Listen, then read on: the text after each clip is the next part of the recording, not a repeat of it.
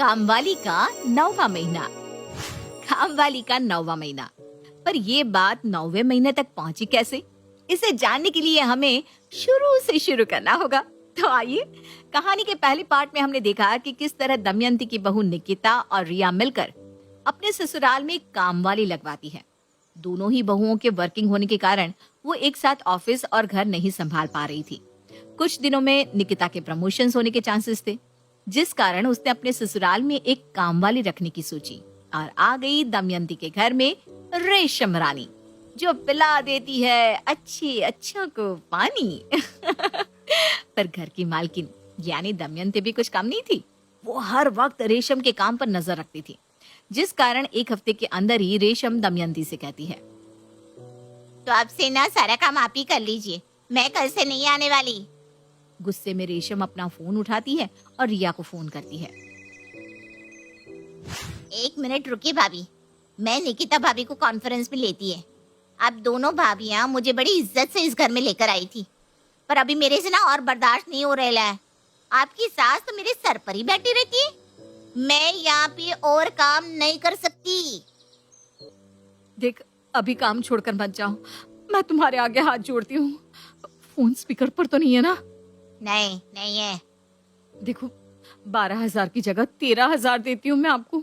अब तो ठीक है ना? रुक जाइए ना आंटी जी। आप दोनों भाभीियों को ना बड़ा मानती हूँ मैं, इसलिए रुक रही हूँ, वरना रुकती नहीं, यहाँ बता देती हूँ। और 7 दिन में छठी बार काम छोड़ते छोड़ते रेशमा रुक जाती है। और इसी तरह ताना बाना, भाग दौड़ और क्लेश से किसी तरह 9 महीने बीत जाते हैं।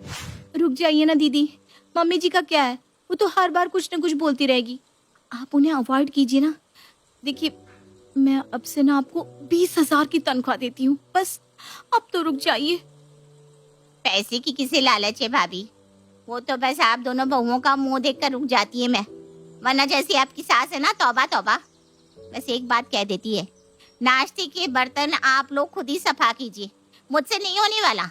और रात को मेरे को गर्मा गर्म फुलके चाहिए, ठंडा खाना खाकर घर में खाती हूँ तो मेरा पति मुझसे कलेश करता है।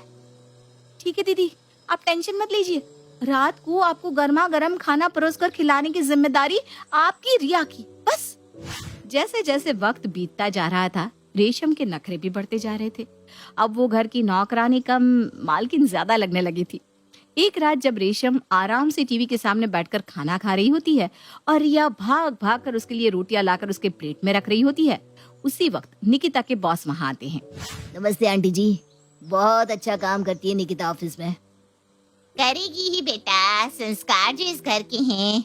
और तभी दमयंती गुस्से में अपने कमरे से बाहर आकर निकिता के बॉस को कहती है, अरे बेटा, मैं हूँ निकिता की सास, ये तो हमारी काम वाली है। Oh my God, I am so sorry. जिस तरह से इनकी खातिरदारी हो रही थी, मुझे लगा यही सास होंगी। कुछ दिनों से तो हमें भी यही लग रहा है बेटा। अच्छा, तुम खड़े ही रहोगे क्या? आओ बैठो। नहीं, मुझे भी देरी हो रही है, मेरा भी तो घर है अंकल जी। ऑफिस में बॉस हूँ पर घर पर नहीं। आज निकिता ऑफिस नहीं आ पाई थी, उसके प्रमोशन का लेटर आ गया है फाइनली, वही देने आया था। कांग्रेचुलेशंस निकिता। निकिता की खुशी का कोई ठिकाना नहीं रहता। जिस प्रमोशन के लिए वो रेशम को अपने घर लेकर आई थी, वो आज जाकर हो ही गई। देख लिया मेरे पैर कितने शुभ है आंटी जी, कैसी बड़ी बहू का प्रमोशन हो गया। पहले तो तू मुझे आंटी जी बोलना बंद कर, मेरी माँ की उम्र की है तू। और हाँ, बहू ऑफिस के प्रमोशन के कारण ही घर पर काम नहीं कर पा रही थी, अब उसका प्रमोशन हो गया, हमें तेरी कोई जरूरत है नहीं। रिया बहू, इसका हिसाब कर दे। आपने बोल दिया और रेशम निकल गई। ऐसा नहीं होने वाला आंटी जी, एक बार कहीं रेशम अपना पांव जमा लेती है तो उस जगह की जमीन को उखाड़ कर ही निकलती है। सभी के सामने रेशम बिना कुछ कहे घर से बाहर निकल जाती है। पीछे से दमयंती के परिवार में सभी खुशी से जश्न मनाने में मशरूफ हो जाते हैं। मुश्किल से आधा घंटा भी नहीं बीतता, रेशम वापस लौटकर रिया के घर आ जाती है। करण भैया, निकिता दीदी, कोई जबला खुद संभाल लो। रेशम की आवाज सुनकर सभी दरवाजे की ओर भागते हैं, जहां वो रेशम को सीढ़ियों पर पड़ा हुआ देखते हैं।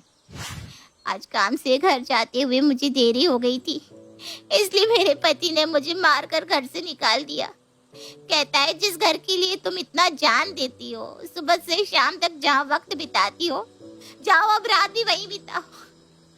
उसने ये कहकर मुझे अपने घर से निकाल दिया भाभी। अब से ना मैं यही रहेगी। आंटी जी, आप अपना कमरा शिफ्ट कर लीजिए। सभी को साइड करती हुई सीधा रेशम दमयंती के कमरे में जाकर जोर जोर से खर्राटे मारने लगती है। सभी एक दूसरे की शक्ल देखते रह जाते हैं। अब ये क्या नया लफड़ा लग गया यार निकिता? जब सुबह और रात का काम हमें ही करना है तो हम इसे 20,000 महीने क्यों देते? और अब तो रात को भी यही रहेगी, यानी कि 24 घंटे रेशम की सेवा करनी होगी। और बनो ना तेज, तुम सब बाहर वालों को सर पर बिठाओगे तो यही होगा। दिया था ना काम वाली को सास का दर्जा, अब नाचेगी तुम सबके सर पर बैठ कर। ये तो मैं कहाँ सोऊं? अपने कमरे में या फिर? अगली सुबह रेशम 10 बजे तक आराम से अंगड़ाइयां लेती हुई उठती है। ऐसे मखमली बिस्तर पर सोएगा आदमी तो आँख खुलेगी कैसे? रेशम उठकर दमयंती का कपबोर्ड खुलती है और उसमें से साड़ी निकालकर बाथरूम में नहाने चली जाती है। कुछ देर बाद रेशम हूबहू दमयंती की तरह तैयार होकर बाहर आती है। कैसी लग रही है मैं दीदी? तेरी हिम्मत कैसे हुई मेरी साड़ी पहनने की? देख रहे हैं आप? देख ही तो रहा हूँ, साड़ी तो काफी अच्छी लग रही है तुम पर रेशम। मेरे कपड़े बाथरूम में चेरिया बहू, उसे ना वॉशिंग मशीन में डाल देना। आपके पति ने आपको घर से बाहर निकाल दिया, इसका मतलब ये तो नहीं ना कि हम आपको अपना रिश्तेदार बनाकर रखें। आपको महीने की पगार किस बात की मिल रही है फिर? घर में रेशम खुद की मर्जी से तो आई नहीं थी, तुम दोनों बहुएं तो लेकर आई थी इसे।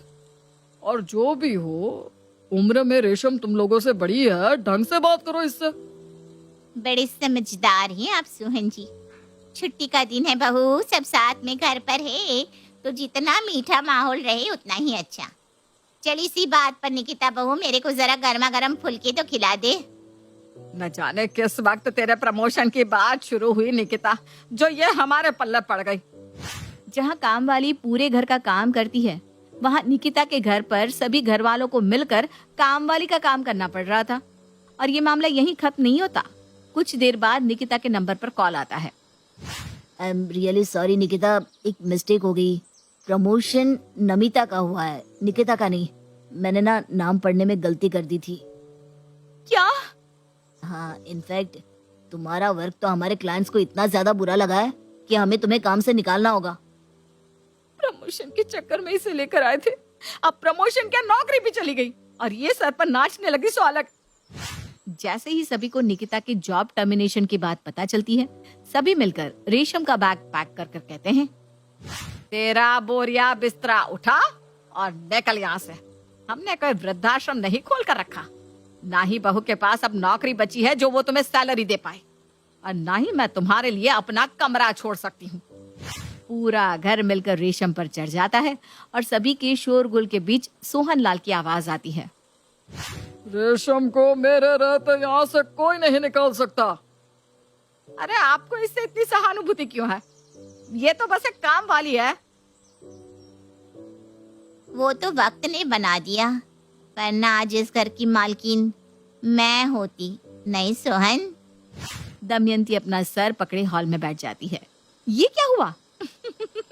कहाँ से शुरू हुई बात कहाँ पहुंच गई? और ये सुनते ही सभी अपना अपना रास्ता नाप लेते हैं। मैं आता हूँ मम्मी। शायद कुकर की सीटी बज रही है। अब मैं क्या करूं? और इस तरह रेशम के 9वें महीने में दमयंती के परिवार में एक नया सदस्य आ ही जाता है, दमयंती की सौत।